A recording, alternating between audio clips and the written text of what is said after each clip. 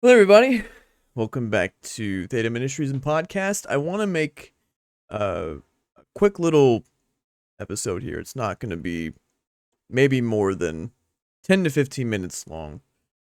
Um,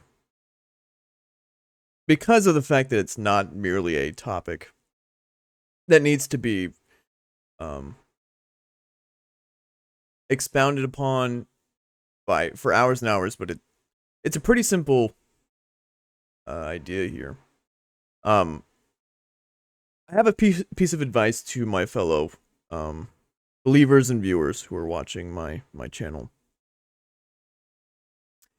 Um, I found the most charitable way to interact with other worldviews, not through.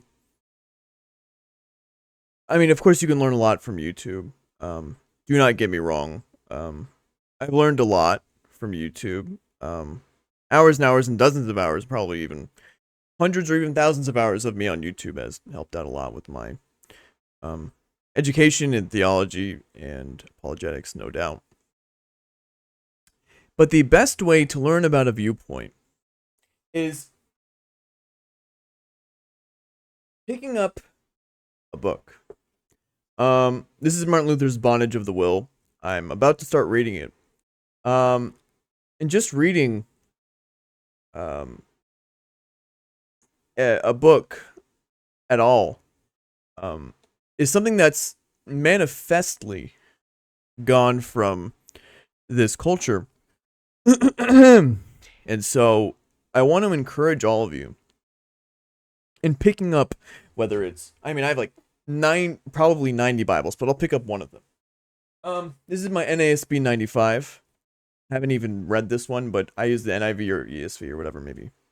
But whether it be the Holy Scriptures themselves or just the book in general, the best way to engage with a viewpoint of whatever a position may be stating when wanting to learn about positions that you want to get involved with or positions that contradict yours and you want to learn why they hold the viewpoints that they do. Yes, YouTube has a lot of helpful information about what, for example, my biggest theological studies recently have been on Lutheranism.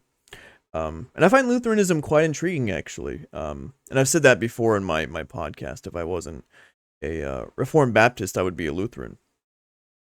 And I probably wouldn't be Presby, to be honest. But this book, I'm excited to start reading it because of the fact that I want to learn. I know what the general framework of this, because I'm decently well versed in church history. And from what I know about the bondage of the will, it's the debate between Desiderius Erasmus, who helped compile the TR for that line of manuscripts for the New Testament, and Martin Luther, and they're talking about the bondage of the will to sin.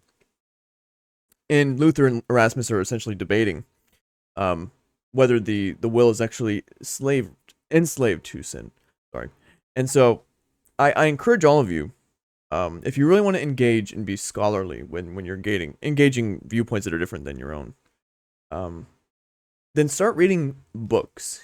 YouTube videos can only do so much for you. YouTube videos are so helpful. That's why I do my videos that I do. But books are going to be so infinitesimally more helpful than YouTube videos will be. Because while YouTube videos can be quick and informative, or maybe they're hours long, I'm guilty of watching both. Not even going to hide that from you guys. But reading books, reading whether it's actually scripture itself, or reading a book by whether it be a theology book, or even it be like I even have Harry Potter books on my bookshelf. I'll even show you that right now. I have the first three, but I'll just show you the first one. This is just the first Harry Potter. YouTube, please don't copyright me for this, by the way. But start reading books. My generation, Gen Z specifically, does not like to read books a whole lot, unless you're in the weird offshoot of like band kids and theater kids who actually hold value in literature. You actually find there are some great works of literature out there, especially theology literature, and I'm not talking about Harry Potter. I'm talking even these apologetics books that I have. This is William Lane Craig's Reasonable Faith. Beautiful book. I haven't even touched it yet. I'm about to start reading this soon as well, alongside Bondage of the Will. But it's The Historical Jesus by Gray Habermas, and he touches upon the historical sources outside the New Testament on Christ, as well as the ones in the New Testament. So start reading books. Um, I have started to glean away from watching YouTube so much because I want to get involved in the scholarly part of apologetics. Um, YouTube can be so informative, yes, but reading is so much more helpful. It is helps me so much more in speech, in literacy, in writing. And you know, given our modern times with schooling and COVID changed everything with the um, laptops. Let me bring my mic a little bit closer. Laptops changed everything. You can only do so much with a laptop, and you're forced to watch videos mainly, like crash courses. Oh, by the way, I know it sounds like I'm contradicting myself here. I promise I'm not. But Crash Course does have some great stuff on church history, as well as Theology Academy. I recommend those two channels. They've really um, helped me get started in my studying church history a long time ago. But anyway, be that as it may, start reading books, please. Whether it's scripture, whether it's a beautiful Bibles from my collection. This is my CSB. It's a leather-plated CSB Student Study Bible. It's gold pages. It just rests in your hands beautifully. It's just a beautiful Bible overall. But whether it's actually just the scriptures themselves, or whether you're reading a book in general, get involved with reading, please. It will make you be so much more humble. Over the internet, it is easy to get cocky and prideful. And I've realized that as of recent, it's super easy to get into an internet debate when all you've heard about debates is from the internet. Scholarly, respectful debates usually happen over books like these. And if you read books, you can understand a person's perspective articulated in the way they want. Because remember, an author, when they're writing a book, can write a book in the way, shape, and form and fashion that they want it to be conveyed in, and for the audience to understand what they wanted to convey that in, with all the context that they want to provide. So please read books. Electronics.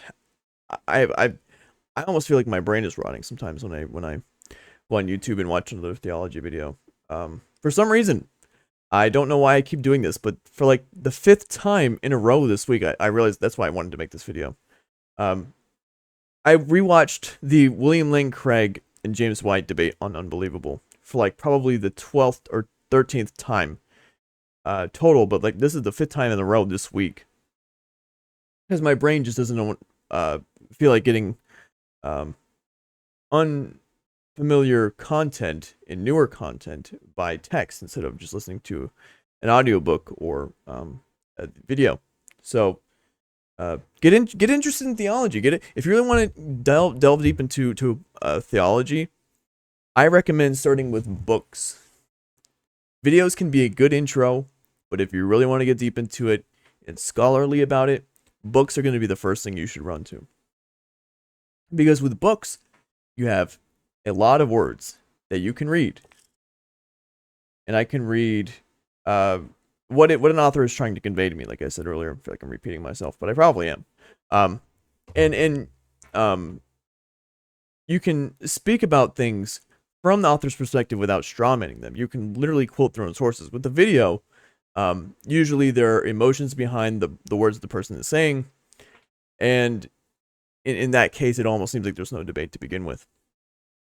So start reading books, even if it's not even theology books. Just read books in general, and start reading scripture, because when you can start reading this, your brain memorizes it. It's a weird thing God's created our brain to do, but we can memorize these things.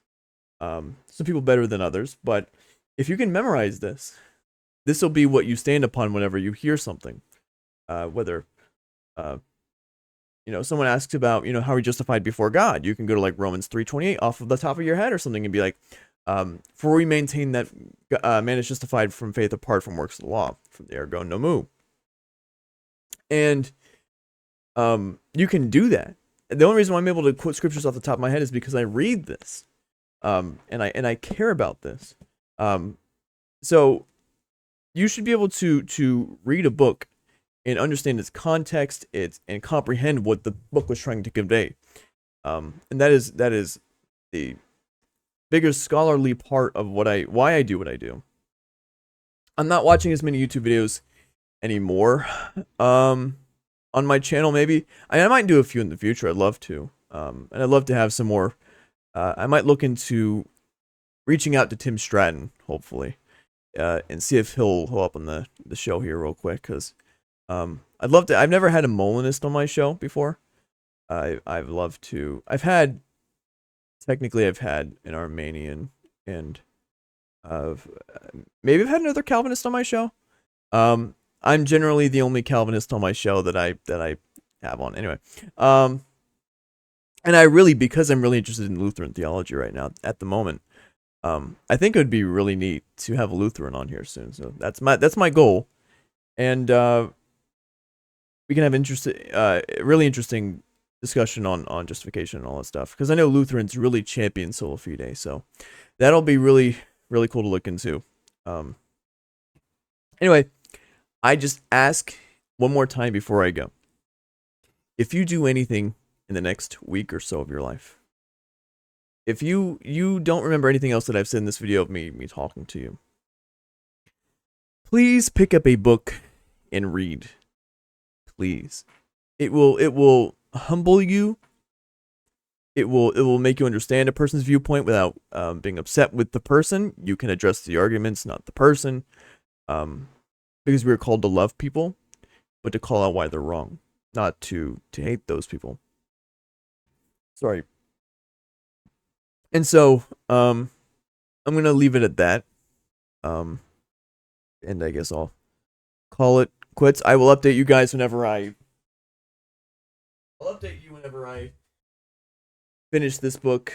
It's only like what, 300 pages? Yeah, it's not too long. It's only a 300 page book or so. It's 297. So I could finish this in a couple days of just reading through, a couple dozen pages every day and go through it. And I will let you know my thoughts on the debate here between Luther and Erasmus, and then I hope you guys can do the same thing and discuss what you read and why you're reading it. So, all right, well, that'll be it. I love you all, and you know what I always say. Godspeed.